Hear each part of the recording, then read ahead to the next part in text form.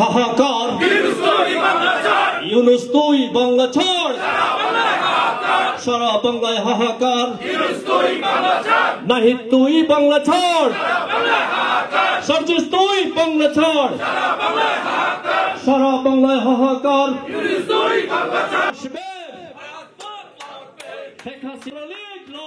সম্প্রতি অন্তর্বর্তীকালীন সরকার বাংলাদেশ ছাত্রলীগের সকল কার্যক্রম বন্ধ এবং সংগঠনটিকে নিষিদ্ধ ঘোষণা করে। এর প্রতিবাদে কানাডার মন্ট্রিয়ালের একটি হলরুমে বাংলাদেশ ছাত্রলীগ সমর্থক এর ব্যানারে প্রতিবাদ সভার আয়োজন করা হয়। জাতীয় সঙ্গীত গাওয়ার মধ্য দিয়ে অনুষ্ঠানটি শুরু হয়। আমি তোমায় ভালোবাসি, চিরদিন তোমার আকাশ, চিরদিন। এ সময় সাবেক ছাত্রলীগ নেতারা বলেন, বাংলাদেশ ছাত্রলীগ প্রতিষ্ঠার পর সর্বপ্রথম মাতৃভাষার জন্য সংগ্রাম করেছিল। বাংলা ভাষার জন্য প্রাণ দিতে হয়েছিল অনেককে। তারা জানান, এই সংগঠনটিকে নিষিদ্ধ করলেও নিষ্ক্রিয় করা কোনোভাবেই সম্ভব নয়। ছাত্রলীগকে দুলিশ্বাত করা যাবে না, এটা আমি বিশ্বাস করি। আগামীতে যত আন্দোলন হয়েছে বিদেশ থেকে হয়েছে, এই মুহূর্তে বাংলাদেশের যে অবস্থা, আমরা যা করতে হবে আমাদের বিদেশ থেকেই করতে হবে। বানাতে হলে তার ফাউন্ডেশনের প্রয়োজন হয়। সেই স্বাধীনতার সময়ে ফাউন্ডেশন ছাত্রলীগ, তখন আমিও সামান্য একজন কর্মী হিসাবে ছিলাম। এই সাম্রাজ্যবাদের চক্রান্তে, এই বিশ্ব মোড়লের শকুনদের চক্রান্তে নিয়ে আজকে এই অবস্থা, আজকে দুরবস্থা। আমাদের দেশে যারা কর্মীরা আছেন, সম্মানিত কর্মীরা বা কিছু নেতৃবৃন্দ আছেন, যারা তাদের অসহায় এই অবস্থা দেখে বিশ্বাস করুন মাঝে মধ্যে পাগলের মতো হয়ে যায়। যে আওয়ামী লীগ ফুদে উড়াই দেওয়ার সংগঠন নয়, ছাত্রলীগ ফুদে উড়াই দেওয়ার সংগঠন নয়। ছাত্রলীগ একটি বাংলাদেশে হীরার টুকরোকে বলে গেছিলেন, হে আসুন যতই গসবে ততই চকচক করবে, শাইনি করবে। ইনশাল্লাহ এই ছাত্রলীগকে বাংলাদেশে দাবায় রাখতে পারবে না।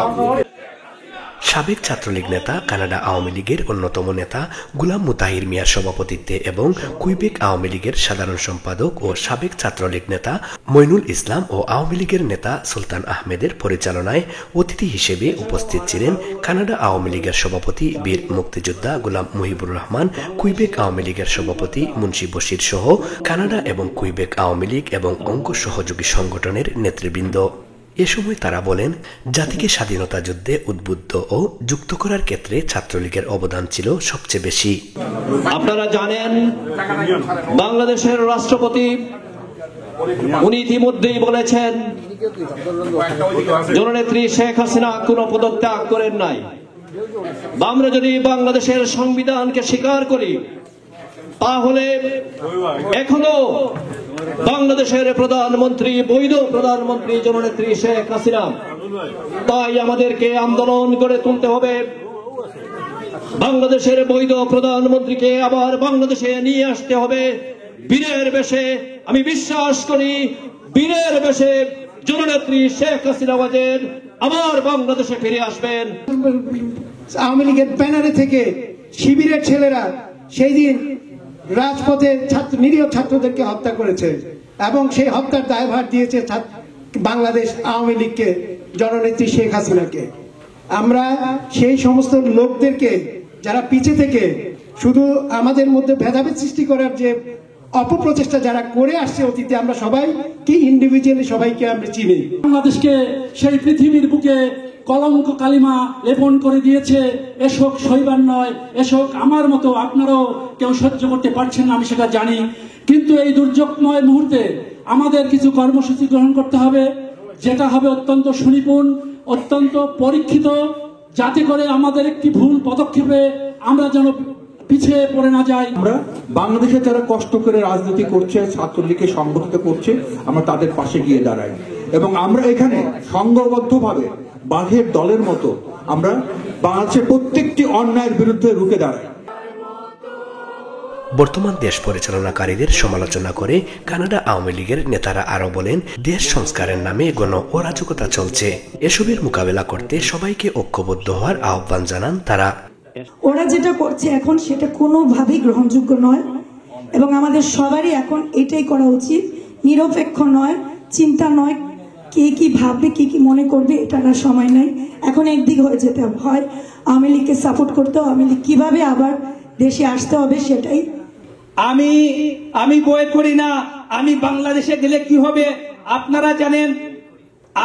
আমরা যারা অনলাইনে সব সময় পোস্ট দিয়ে থাকি, আমাকে যে কতজন যে আমাকে হুমকি দিয়েছে, আমি ওদেরকে বলে দিয়েছি তোমরা যদি তোমাদের মায়ের দুধ খেয়ে থাকো তাহলে তোমাদের রিয়েল আইডি থেকে আমাকে বলো, আমি বাংলাদেশে যেতে হবে না, এখান থেকে আমি তোমাদেরকে কি করতে পারি, আমি যদি কোনো কিছু করতে পারি না, আমার নাম আজিম না।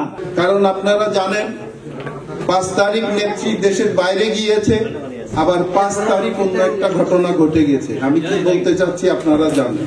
সুতরাং বল ইতিমধ্যে আমাদের পক্ষে আসা শুরু হয়ে গেছে, নিরাশ হওয়ার কোনো কারণ নেই, সুখবর খুব শীঘ্রই আসবে।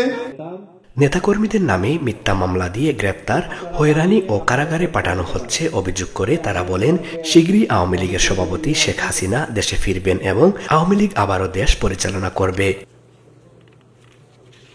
বৈষম্য বিরোধী ছাত্র আন্দোলনকে কেন্দ্র করে দেশে শুরু হয়েছে অরাজকতা। বিভিন্ন জায়গায় আওয়ামী লীগের নেতাকর্মীদের বাড়িঘরে হামলা হচ্ছে। বাড়িঘর পুড়িয়ে দেয়া এবং হামলাকারীদের ছাড় দেয়া হবে না বলেও তারা হুঁশিয়ারি দেন। বাংলাদেশ ছাত্রলীগ দমে যাওয়ার নয়, বাংলাদেশ ছাত্রলীগকে এত সহজেই মুছে দেওয়া যায় না। কারণ বাংলাদেশ ছাত্রলীগ জাতির জনক বঙ্গবন্ধু শেখ মুজিবুর রহমানের হাতে গড়া সংগঠন। ছাত্রলীগকে কাগজে কলমে আপনি যতই নিষেধাজ্ঞা দেন না কেন, এই ছাত্রলীগে দাবাইয়া রাখা যাবে না। 1948 সালের 4 জানুয়ারি ঢাকা বিশ্ববিদ্যালয়ের ফজলুল হক হলের অ্যাসেম্বলি হলে ছাত্রলীগ প্রতিষ্ঠা করেন Bangabandhu Sheikh Mujibur Rahman.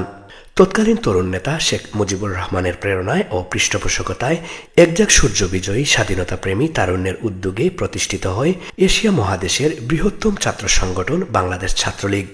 Muazzem Saju, channel DC news.